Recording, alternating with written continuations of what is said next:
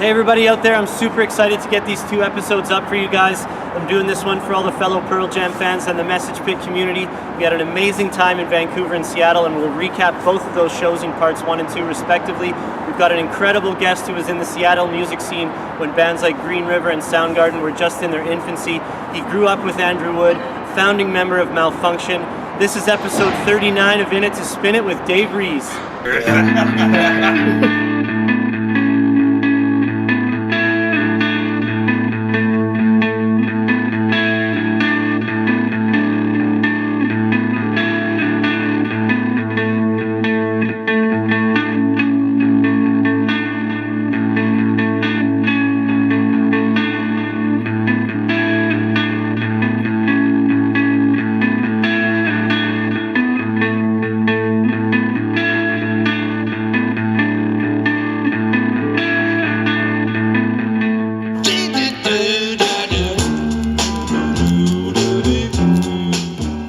So we'll start the show off with a parcel here, pretty big box, always exciting when it's from Santos El Halper, you know something's good in there.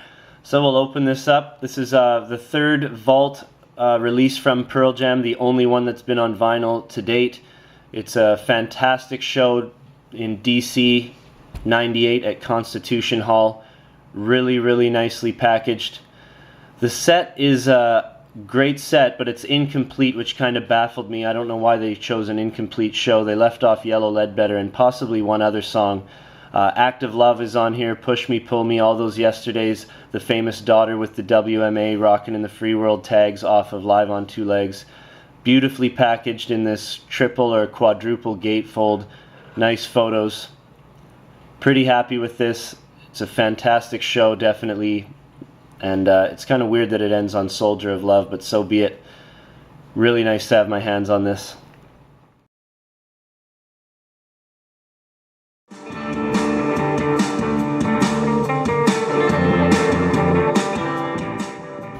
So a Pearl Jam show in my hometown for me isn't just any other show. It's a full day, it's an event, and it starts by getting up at 6:30 and going to McDonald's and helping out a few friends in the GA line.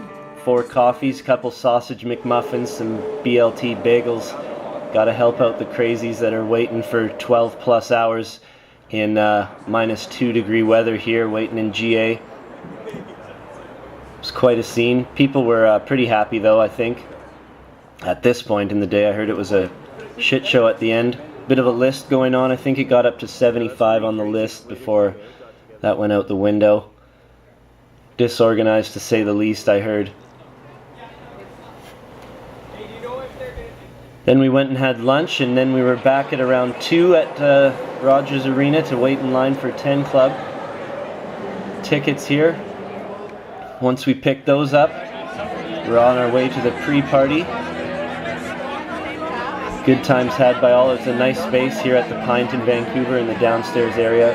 Slow start, got packed during the end. Great raffle.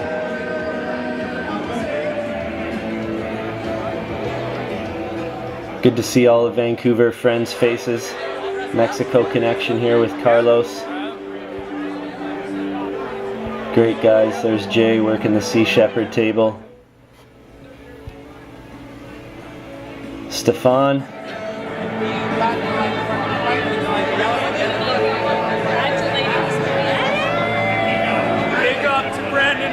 Yeah, Lead Belly. Big up to Matt Kwan again, and we were off to the show.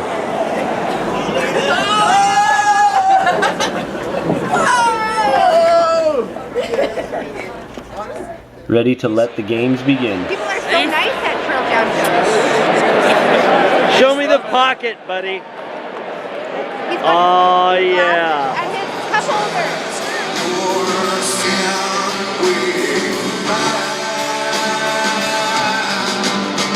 Can I be here all alone? Or clear a man to my home? Lord knows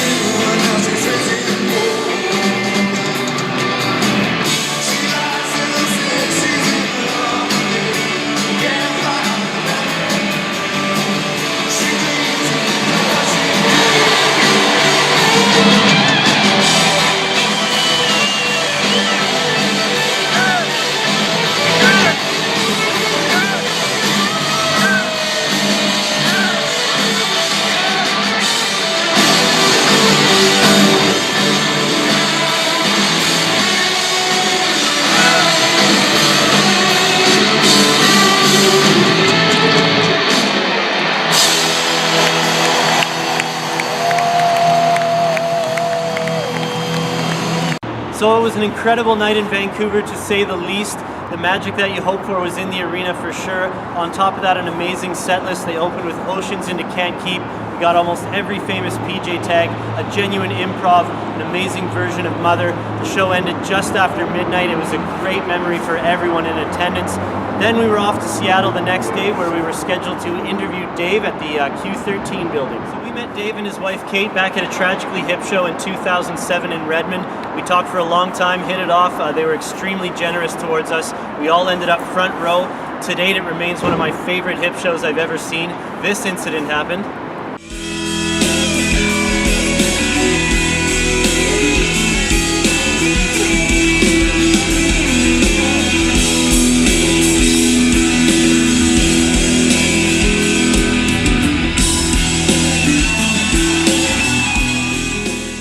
Dave and Kate captured that moment onto footage here. I'm very happy for that. We also met a friend that we've stayed in touch with named Matt. I partied with him at a Pearl Jam show in Ridgefield. Can't say enough about Dave. We've partied a lot of times since that initial meeting. He's going to talk to us now about his memories about Andrew Wood, Malfunkshun, and Seattle music in general. Let's check it out. Yeah, rolling action. Action on both? Okay. Yeah, action on Just, both. let's wing it, buddy. Okay. 1, 2, 3. Hey everybody out there, we are in Seattle, December 6, 2013, the night of a big night for Pearl Jam, ending their Lightning Bolt tour.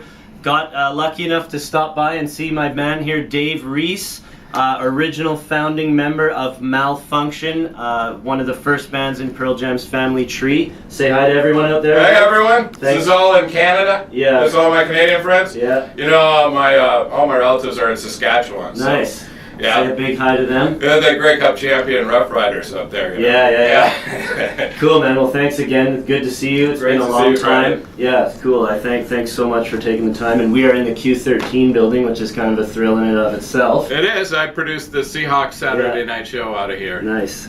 Okay, so like I said, Malfunkshun is sort of up there with the U-Men, the Melvins, Green River, Soundgarden, kind of seen as the godfathers of the entire grunge movement. You were there with Andrew Wood and Kevin and the other Dave, right? Yeah, Dave Hunt was the original drummer, Yeah, and then okay. I was in a band with Regan as well. Regan Hagar. Yeah. Who's still with Mel? Oh no, not anymore. No, he's with Brad, is his main band. Yeah. And then he has a band called the Buffaloes as well. Okay, cool. Yeah, so he's still out doing good things. Okay, so there's big history coming up. This guy's got some amazing stories. You just revealed to us you were at both shows where Alive and Even Flow were filmed at Rock Candy and the More. Yes, That's in amazing. fact, the show at the off ramp for. We were talking about the off ramp show. Let's start Yeah, there. That was the okay. first time that I saw Pearl Jam. That was And Alice then- in Chains? Yeah, Alice in Chains was opening and headlining. Facelift had just come out, Yeah. and I ran into Jeff in the bar, and I was commenting on this kind of babushka hat he was Yeah, wearing there. around and, that yeah, and I said, you know, what's going on? And he said, well, we've signed a major deal with Sony, and I said, well, that's fantastic. And he said, yeah, we recorded our first single today, Alive. And I said, wow. oh, I can't wait to see that. And they came out, there was an opening band, and Pearl Jam was the second band, and they came out and just smoked. Eddie Vedder was a monkey. He was all over the... Yeah. There was so many Raptors for him to swing on. It was Nice. awesome, and they just rocked. And Alice in Chains came out. It was the best I'd ever heard them play as well. Wow, When amazing. I'd go see Mother Love Bone a lot, and obviously since I grew up with Andy, and Alice in Chains opened for them a lot, and I always thought Alice wasn't that good. And Really? that show changed my opinion. Yeah, So. Lane is an amazing vocalist to this day. Like, it's so amazing to hear his voice. Another guy we miss. Yeah.